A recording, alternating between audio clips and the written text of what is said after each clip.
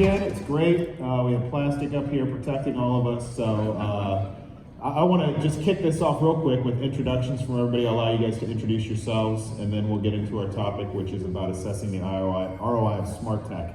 A lot of you have probably taken a look at smart technology for your portfolios, been hearing more about it, definitely. We're moving along in the adoption curve, so it's definitely something that's becoming more and more apparent as we take a look at this. But we'll start here with you, Lino. Sure, Lino Maldonado. I don't think so. Good. Lino Maldonado, President, Be Home 247. We're a technology provider that started in the hospitality space about 15 years ago.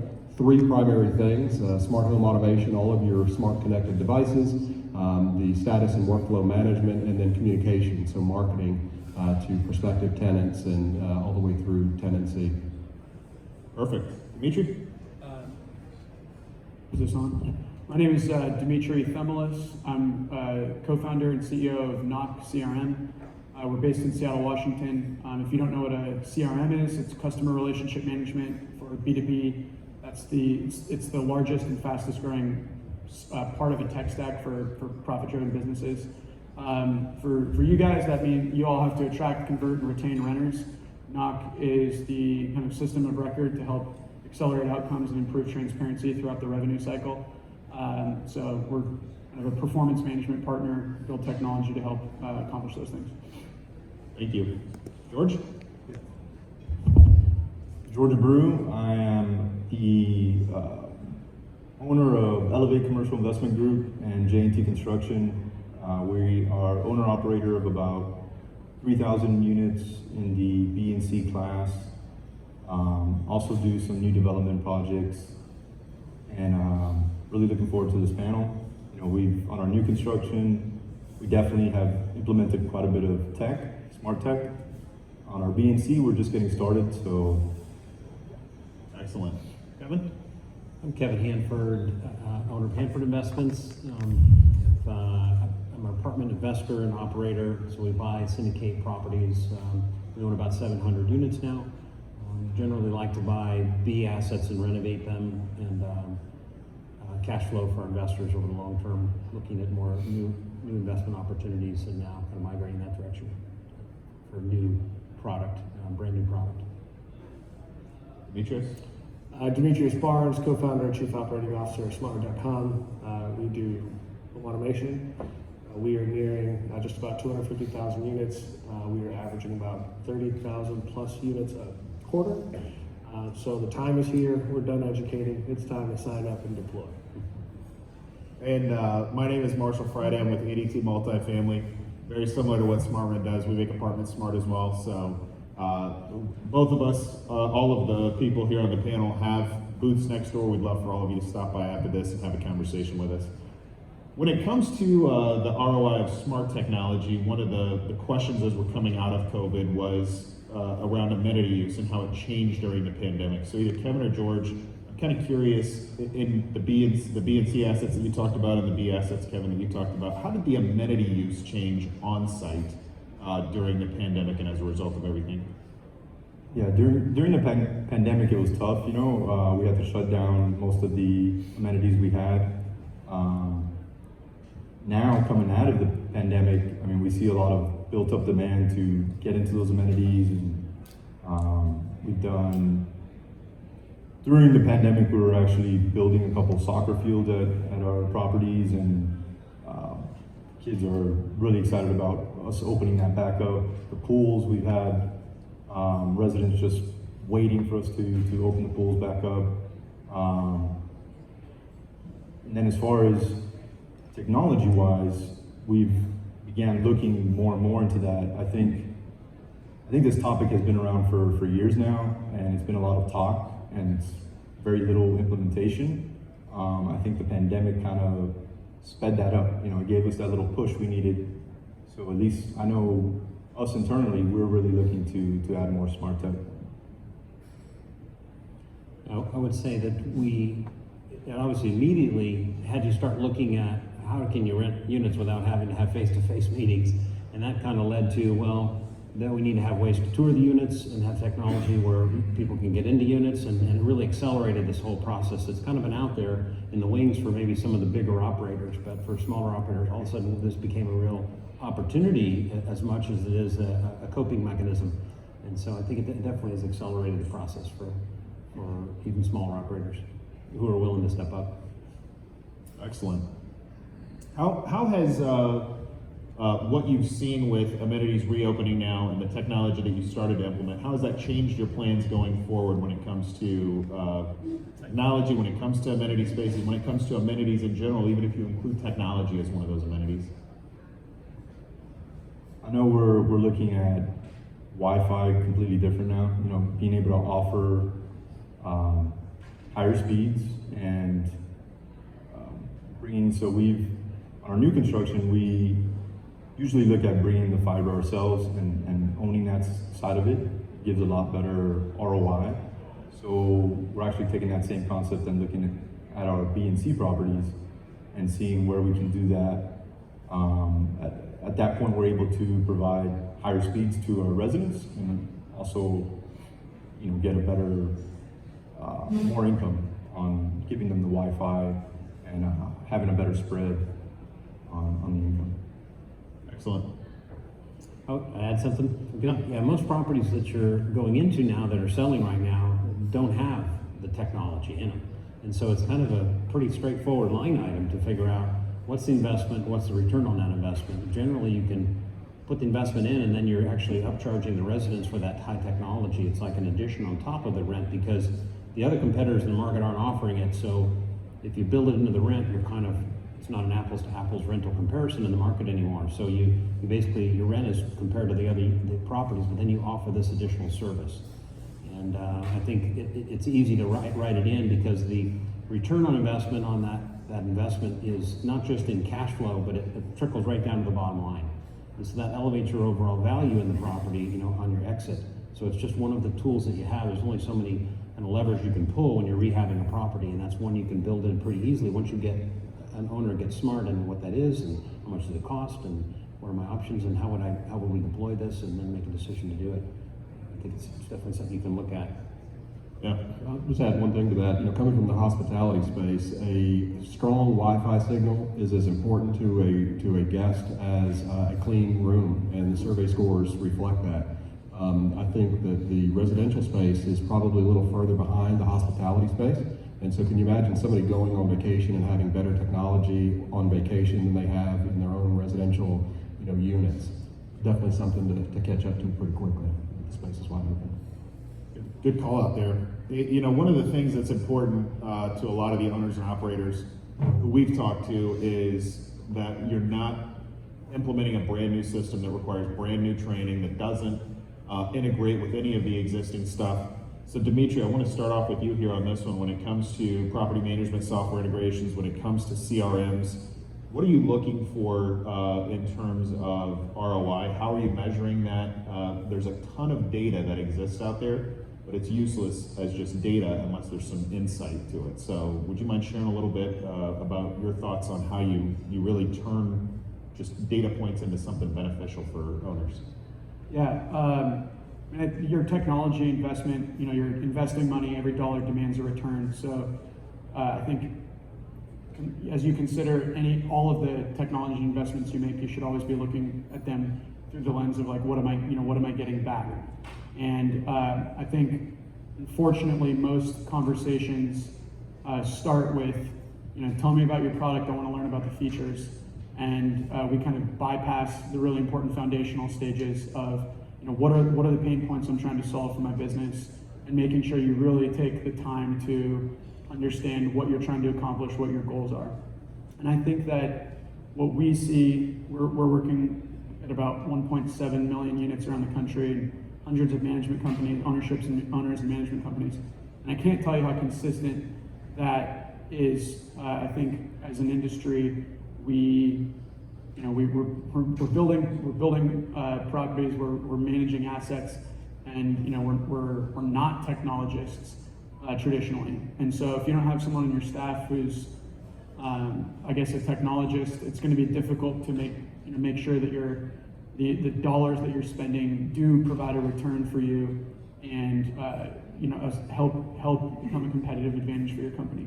So I would say, I hope I'm answering your question, but I really think the important thing as you're considering new investments in technology is to really don't even start the conversations until you're very, very clear on like what pain points you're trying to solve and what goals you have, and then get to the what am I looking for and work out the integrations questions, because if you start on the other side of things, I think it's a recipe for just a kind of a recipe for problematic integrations, or you're just or not really ever being able to assess true ROI. But yeah, having that framework and then making sure you're really, really clear. The last thing I probably missed is just what metrics you're going to use to measure the success. And I think if you don't have that those things clearly defined and answered up front, technology will never be a competitive advantage for you. You're never going to see the return on the dollars that you spend. That's a good point that you bring up there, and the way all that kind of came together in conversations that we had prior to this. I think a lot of us as technologists on the panel up here try and sell features and benefits of technology and implementation. But to the owners like George and Kevin, we have to identify actual issues that they may be coming across first to present a solution that solves for those. So George and Kevin, each of you, I can't remember which one of you got into big details on this, maybe both of you did, but when we had our conversation last week, one of you was talking about the reports that can come out of a PMS, that can come out of a CRM, and obviously there's a ton of info in there, but it can get lost in the noise if you don't have the right type of information. So do you want to touch base on that real quick? Yes. First, I want to piggyback on what Dimitri said, though. You brought up a good point. So building that base or foundation of the tech. So I know in our latest new construction project, we really didn't have that end goal on how everything was going to integrate. We just knew that if we had the right tech foundation, we could do a lot with it. So we looked into bringing our own fiber, which is actually easier than I thought. You can go and search online and see where the closest fiber is that you can tap into. We did get a little lucky on, it was close, so it didn't cost much. I think it was around 15,000 or so to bring it to our property. And then we set up a robust data server room. And we knew with that, if we own the fiber, we've got the data, we can do a whole bunch. And we kind of put those pieces together afterwards. And just that alone, our cost was maybe 35,000 to set that all up. The data, server room, some other things, maybe total 200,000, but it added 4 million in value when you took the income we were making off charging the residents for the Wi-Fi and a couple other, I guess you can call them amenities. We gave them sort of a hard drive in the server, so they can always store things there, and some other smart technology items. I would add. Wait, sorry. So to answer your original question, yes. Speaking of data, you can have all this data, but if you can't access it easily and it's just sitting there, it's worthless, right? So I'm really big on the software that we're going to use in property management. That it's one, it gives us as the owners somewhere easily a portal where we can access all the data at any point. We don't want to be waiting for reports. We want to go in there and see what's happening day to day, real time. And that goes with everything. Leasing, marketing is big for us too. What's working, what's not. So if it can integrate into one software where all I have to do is log in there, or my asset management team just has to log in there, that's a big difference. Thank you. And just to add, on the smart technology front, you kind of don't know what's out there until you really dive into this. But the smart technology in the units really have a lot of tremendous pull features that you can see what's happening in the units, and it solves a lot of intrinsic problems too. So, for instance, the property manager can see who's going in the different units. They can hand out the keys essentially by handing out codes. The resident can track who's in their unit who comes in their unit, because they're getting on their smartphone, there's an integration with the HVAC systems, so that if your HVAC, one particular one is running really long time to get that 74 degrees in the unit, it's having to run 24/7, you don't know that as an owner, but that smart technology will tell the property manager that there's a problem there. So there's a lot of intrinsic savings in the property. They get rid of the keys, for instance, if you're going to the smart key system, where there's a lot of less frustration on the part of the maintenance people and then vendors that are showing up. It's much more easily managed by the property manager. And then she can kind of go back and pull the data on all these things, what's been happening, and you have a track record, who went in. So it really tightens the whole operation up. The ROI is beyond just what you're collecting over the investment. I think there's some intrinsic benefits too that you kind of have to measure in and take the leap of faith to a certain degree to get those things deployed. Yeah. And Demetrios, I saw a smirk from George earlier when he talked about B and C properties and saying this is something that we're looking at in those B and C properties. So for the smaller portfolios, we're not talking about the Gray Stars, the Alliances, the Pinnacles, the big, huge companies out there. What makes sense for some of the smaller landlords, some of the people with B and C properties? Is this just a Class A amenity, or is this something that makes sense across all portfolio sizes, across all portfolio classes? I definitely smirked. As an owner who owns, I won't call it an F property or two, but I own myself a few different assets, 20, 30, 40 units. They're not that nice. But when we talk about the ROI and how it affects my NOI, I've been using data, the tech that we've deployed, whether that's locks, whether that's thermostats, whether that's leak sensors, to understand, do I need a leasing agent on site during a certain window of time? I probably don't. Do I need a property manager or maintenance manager to be there all day long? I probably don't, because I can watch the data, I can watch the touch points happen. We talk about HVAC. I'm saving money in utilities. Right? We're talking about asset protection with leak sensors. I have a multi-site manager that could be down the street, gets a leak notification, is immediately responding. Right? All of these things are affecting your NOI at the end of the day. And so when I think about B, C, and everything else, at SmartRent, of our about 250,000 units, 90% of that is not A at all. So when I look across the room and I think about anyone that's exploring this, if you're not adopting it, the guy next door, the gal next door, they are, and it's not an A-class property. I can guarantee you that. Yeah, kind of a follow-up question to that.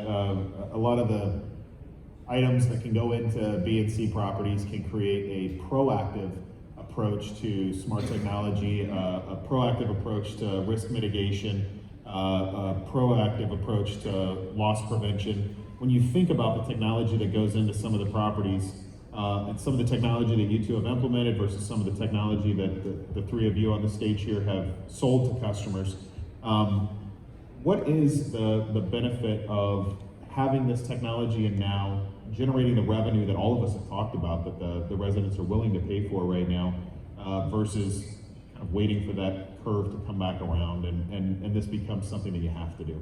Yeah.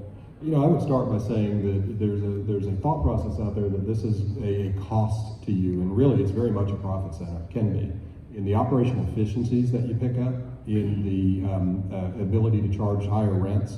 A couple of our customers build in the cost of our platform right into their rents themselves with a margin, so they're getting an instant return that way. But the efficiency side, being able to be more responsive and specific to the threat, is critical. In multifamily environments, a water leak is one of the worst things that you can have happen. And instead of guessing or chasing water, in some cases uphill, by the way, that it's not ever the three stack, it's the three stack flooding the one stack. You can avoid all that with instant response, with a slight change in humidity. I wrote a piece a couple of months ago in a trade magazine. We talked about process. A good technology layered on top of a bad process is just going to exacerbate the actual problems that you have in operations. So when you think about changing a software or changing a technology, I would pull apart the entire structure and say, okay, what are our pain points? And then let's build the tech stack to that. And then your process around how you manage that tech has got to be retrained and retooled as well. And let the tech work for you as it was designed to do versus you trying to control it and make it do what your old thing did, which is what you're replacing. And I see that a lot in being an operator for 25 years. I've had to retrain staffs and teams and the like. So I think it's critical that you let the tech do what it's designed to do, and that buys you more time to proactively manage your physical plant and your resident experience, which are the things that are going to set you apart from everybody else that's out there. I'd answer the question. It's just kind of interesting. Earlier when George, we were talking about technology, and I'm always thinking about front office technology, CRM, and the first thing out of George's mouth was talking about fiber in a server room. And it just kind of goes to show that to operate, every community is like a little village, a little city, and there's so much technology that can go in to supporting your communities and the people that live in them and your businesses. And every single one of them is going to have a different formula to calculate ROI.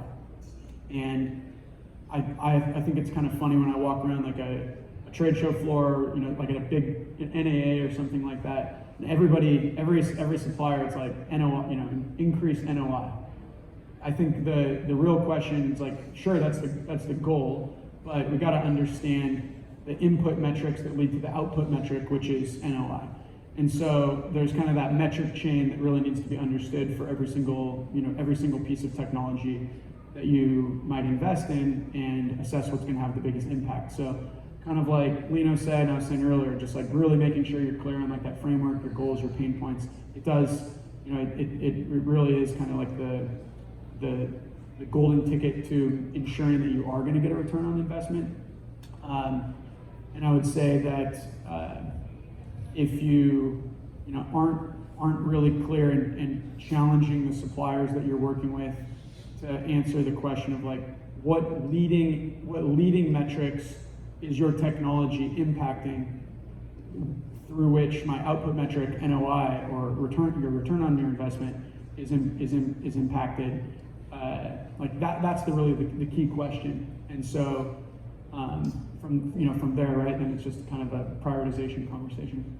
Yeah, George and Kevin, I'm interested in your feedback on what these two said so far, but it just kind of sparked something for me when Lino talked about trying to make sure that you're getting the NOI, and then Dimitri talked about, everyone says that, right? I mean, if rent was $20,000 a month, you'd have every single service that every supplier across the room over there has. Your residents wouldn't have to do anything. They just open an app and the pizza shows up and somebody comes and irons their clothes for the next morning. But obviously that's not the case, right? Rent is it is the case, but rent's not infinite, right? You can't just move it up to a point that makes no sense. So when you think about NOI and you think about the data you're trying to improve, and we think about the latency that comes from the multifamily industry in general and the way that this industry has been a laggard when it comes to adopting smart technology, can you shed some light from your side of the house on maybe what some of the hesitation has been, or what data points you're trying to move to give some of the other owners and operators in the room an idea of, here's the levers that we pulled, and we didn't expect technology to make a difference, but here's how it did. Yeah, I mean, I think you nailed the hesitation. This is going to increase the NOI, but can I increase that at my property? Are my residents going to pay that extra $50 or whatever it is? And that's at least been our big hesitation, which now we're going back, and one thing we implemented right away was taking a survey of all the existing residents and just asking them, hey, if we were to add smart locks, smart thermostat, doorbell, a Ring doorbell, all these things, would you pay extra, and how much would you be willing to pay? And we've gotten some pretty good response, and that's we're going to be rolling out in a couple weeks where one of our properties where we're going to offer it. So versus going in and actually doing it and spending the investment, we're going to offer it at the time of them leasing it, and if they accept it, then we're going to come in and we're going to keep it kind of simple too. We're going to do smart lock, Alexa, and then I think a doorbell, and then we've been talking about maybe doing a smart light as an option. So So that's been our way to kind of work it in a little bit without coming in and upfront, upgrading all the properties with smart tech. All the units. Got it. I would say that as an investor, operator looking at a property, if you want to be leaning forward and being successful in your business, you need to find ways to do that that are maybe different than everybody else. To your comment about being a leader in the industry or being a laggard and waiting for everybody else to do it is kind of you got to decide what are you. What does your tenant base look like? Do you think this is going to be adopted? I think the idea of doing the survey is a great one. What I did is went around and looked at some properties that had this, talked to the management teams there and said, what do you think about it? How do you like it? And just heard an overwhelming response and saw very large companies deploying it across their whole portfolio. And so I said, okay, I think that's enough for me. I'm going to start out in just one property at a time, and we deployed it into the first property, just the whole suite, and have just had tremendous success. The people are very happy about it, the residents, the tremendous feedback.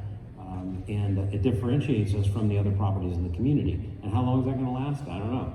They're going to eventually catch up. Clearly, it's going to be taking hold, and then it won't be a value anymore. They'll just be catching up. But for now, I think it is an advantage. And also, there's a lot of, especially younger tenants, or really even older ones that are very technology savvy. And if you offer something that they would like to get in a home, but they're an apartment community, it's kind of not quite a home, and so all of a sudden they feel like an apartment community, they're getting a security system if that's part of the package, or at least the doorbell and the security entrance. They feel like they're getting something that's a little bit higher scale, more like they'd expect in home. You're offering real value there, and I think that's going to keep a lot of people and draw a lot of people that value that. There may be some that are overwhelmed. So far, we haven't really had any negative feedback from people saying, no, this is too much for me, I can't do it. Yeah. They learn it and they ask questions. The integration with the service provider is very important. Are you calling the 1-800 number to get this figured out, or are you going to the property manager? So it's important when you're deploying it onto your property that you understand how's the staff going to get trained, and how is the remote support going to help them, so they don't have to get another big job, which is learning this whole technology that's very complicated. So the support systems from the company coming in and putting the program in place is important. Extremely important. Yeah, you got to think about the service aspect of the company that you're working with, their nationwide presence depending on the size of your portfolio, where they operate in, how quickly they can get to you and take care of you. One of the things that Kevin just mentioned, and I'll come back to you here in just a second, is you talked about people who own homes, right? So when you think about the smart home experience and how it's creeping into the smart apartment space, I want to say Parks Associates' recent data said that over 80% of homes have at least one smart device in it now. It's showing us that people who live in a place 4 out of 5 times want some kind of smart technology in there. Some of those may be smart speakers, some of those may be 1 or 2 smart devices, like we talked about, George, maybe a smart light switch, maybe it's a Ring doorbell, but the demand is obviously there. The number of smart devices is going to double in the next 3 years when it comes to what exists inside the home, inside that ecosystem. So you're right, Kevin, if you want to attract those folks, and obviously the tides are turning every week, it seems like right now, with prices of homes, big investors coming in and buying single family homes. It may push more people to rent, but they still want that smart home experience. So this is a good time for the multifamily industry, with homes being snatched up at 15% over asking price, all cash. I mean, it's tough for our, everyday Joe American guy to go buy a house right now. So you want to create that experience for him on the multifamily side. So kudos to you for that. Lino, do you have something to add there? Yeah, I think the question about the adoption rate of smart technology in the multifamily space, even at the lower level, sort of graded apartments, I think is a little bit behind the curve. If you want to do a survey, ask one question: how many of you have the newest iPhone? Every one of your tenants has the newest iPhone. They probably have it before you do, and so they're already using the technology. If you look at Home Depot, you look at Lowe's, you look at Best Buy, there are entire departments now of the smart technology. It's being adopted. It has been adopted. The last 10 years it's been tremendous. So it's I think it's already behind the curve from that perspective. The question becomes, how are you going to use it to differentiate yourself from everybody else that you're competing for that particular tenant with? So definitely.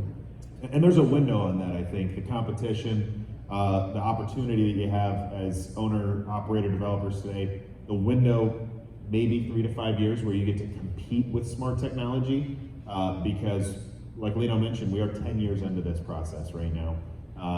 The next 3 to 5 years in multifamily, we're expecting the hockey stick growth curve of adoption, and we're going to get there so quickly that there are going to be people that are forced now to add smart technology. You may not be able to get that premium at that point.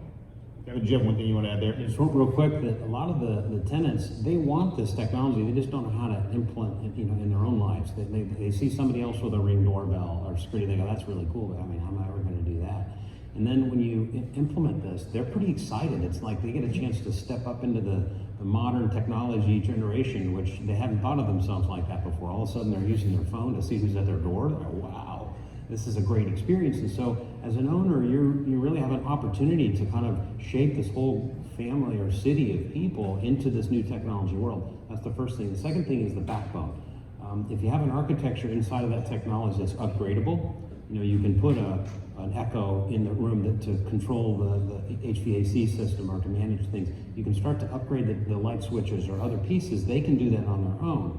And as the technology improves, if your architecture is there in the systems that you deploy, you can improve with it and add things as you go along. And so I think it's a lot easier to be an early adopter as an owner in that kind of a space and try it out on one property and get it right and then work on your other ones, than sitting back and waiting for a solution to be forced upon you because all of your competitors are doing it. You might as well get out in front of it and learn it and bring that in. And the last thing is the management companies don't always know this stuff.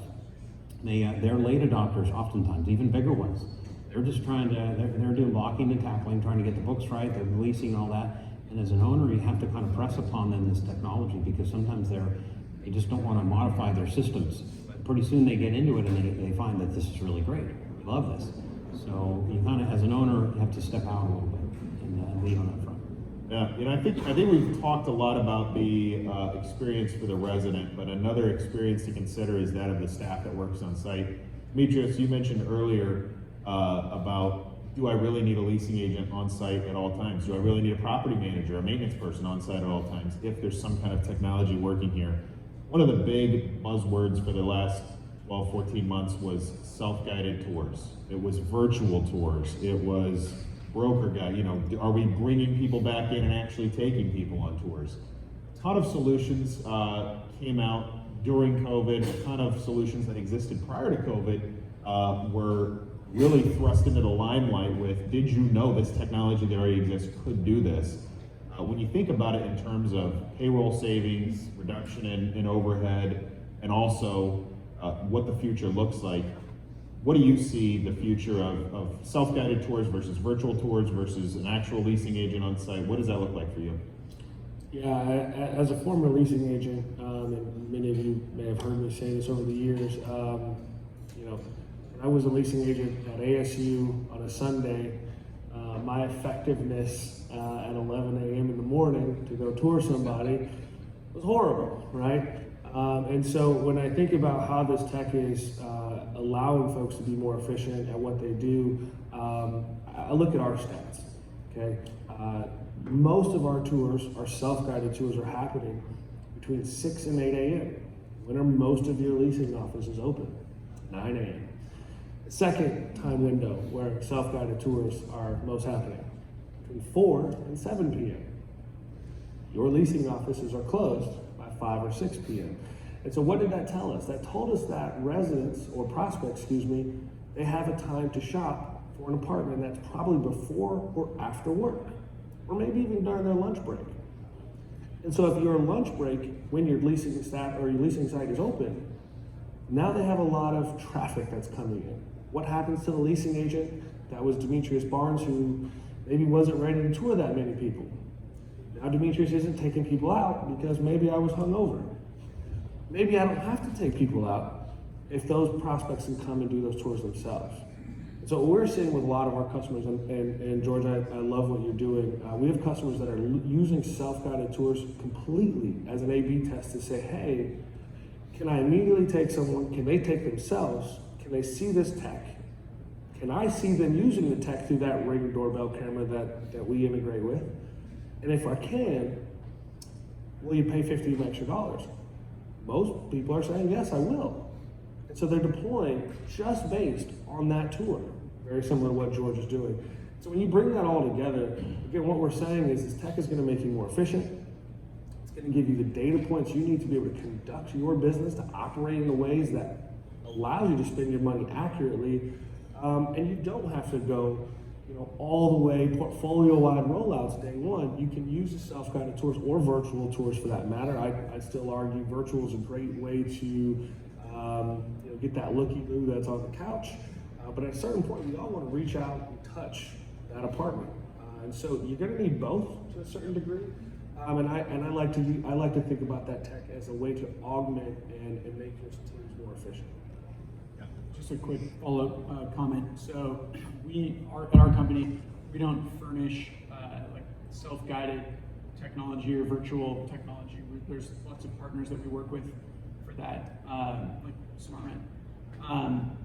What's interesting is there's a pattern that reminds me very similar to something we saw more directly 5 or 6 years ago, which was how many communities were text-enabled, chat-enabled, could kind of create a multi-channel communication, a super inbox that from one place I could text, call, chat, email, right? And now that's kind of standard functionality with our product and some others. But there was these debates about like, well, should I be implementing text and paying for text as a new channel to communicate? And I think it's a very similar pattern when you think about self-guided virtual assisted, virtual unassisted, guided assisted. To me, it's the same conversation. It's just an option that renters want, and there's I think two ways to assess the impact. One is, are you leasing more apartments more quickly? Are you reducing your vacancy loss because you've implemented that technology? We have a lot of data that shows that the clear answer is adopting these types of technology. That's what your CRM is telling you. You can see the pathways in which channels are more efficient. I tell you right now, it adds value to properties. The second thing is, another metric you could use is your units per leasing agent, because you asked the question, do I need a leasing agent? And maybe it's not like, totally binary yes or no, but maybe it's a little more flexible. You own a couple of assets and you can really think about it more on a sliding spectrum of how many units per leasing agent can I get away with because of these channel optimization. And so, yeah, it's a great question because it's a perfect example of a piece of technology and then a couple of frameworks you could use to assess the ROI. Yeah, I just want to add, nationally, for folks that are driving up or walking up to a community, at least for us in our communities that are enabled to SmartRent, 30% of those prospects are touring immediately without going into the leasing. 30% of your traffic is touring immediately without talking to you. We do have a couple of questions. Really cool technology here for those of you who asked some questions. That's awesome. Slido.com, hashtag MMMSW for that. First question is, we have an assisted living center in a northern climate that has uninsulated fire sprinklers that froze, causing water damage. Would this tech catch this? Absolutely. There are leak detectors that can be placed around units. So in unoccupied units or in units where you don't know if this is going out or if it just sounds like it to me. But I think that's the cue that we only have a minute left. They're trying to just turn the mics off slowly on us. But this tech would definitely catch that and give early notification to people on site or an advanced monitoring center if you paid for additional services like that. Second question here is for Lino. One of you mentioned bringing the hospitality experience to multifamily. Please elaborate, what do you mean? And I want to, because we have about a minute left, I want to take this question and kick it around the horn. This is really what the future of multifamily looks like, right? Nobody thinks that they're paying more for the hospitality experience of a key card. I've got one in my pocket right now of an air conditioner that you can set with a master switch. Nobody's thinking about that technology anymore in hospitality.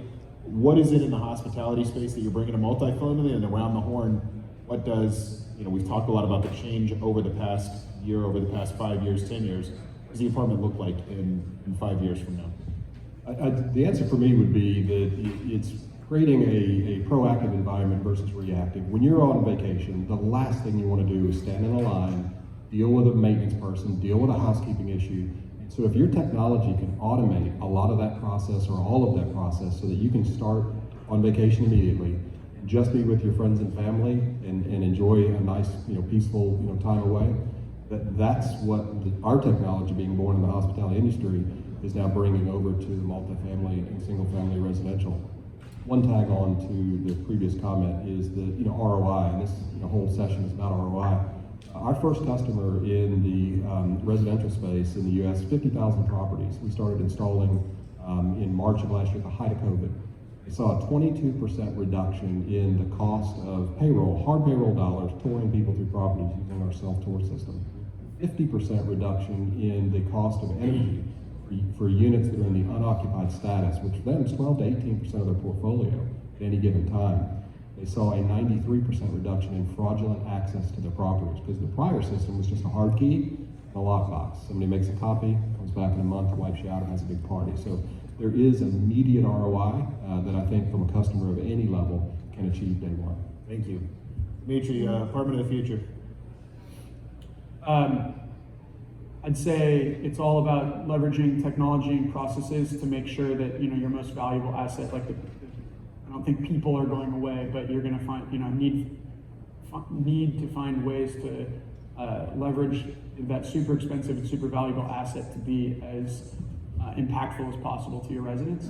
And so I feel like apartments of the future do the winners of the future do the best job of finding ways to implement technology such that their people can be leveraged to provide the best possible experience for your residents. Thank you. George? To me, it comes down to two things: the operator efficiency, and then the resident convenience. And I think, as far as the residents and just us in general, you have to be able to purchase a product or a service, or whatever it is, without fortunately having to communicate with someone. That's what it's come down to, and we've implemented this. We haven't done the self-guided tours, but I'm sure that's coming soon. But we've got the virtual tours, we got the Matterport, we got somebody can come and lease a unit without ever talking to any of our leasing agents if they wanted to. They can go through the whole process. If something comes up once they submit their application, that's a different story, but for the most part, they can do everything. It makes me think of groceries. Like, I hate going to the grocery store. I've been saying it for years that there should have been delivery for groceries. And now it's like you ask somebody and, well, yeah, I'm just gonna order it.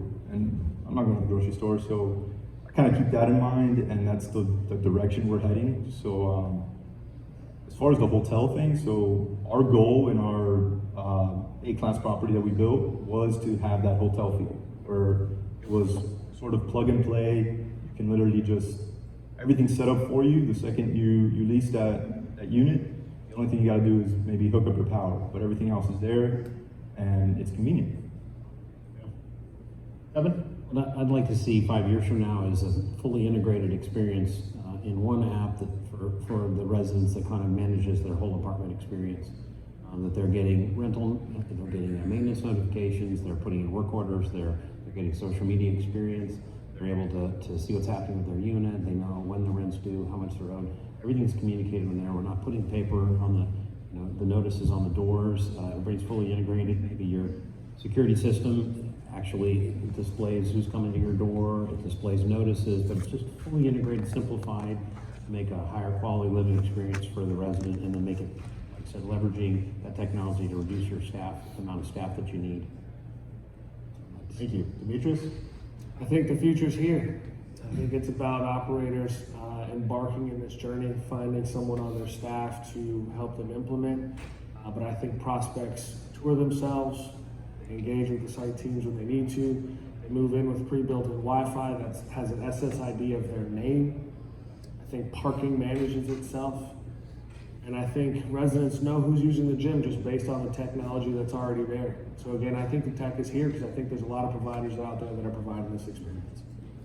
I appreciate the insights from everybody on the panel here. The one thing you can tell is different now with live events versus Zoom events is the size of the audience has actually grown towards the end instead of everybody dropping off 5 minutes before it's over. So appreciate the questions that came in, appreciate the panelists up here and the insights they gave from the owner-operator side as well as from the supplier side. So thank you all. Thank you.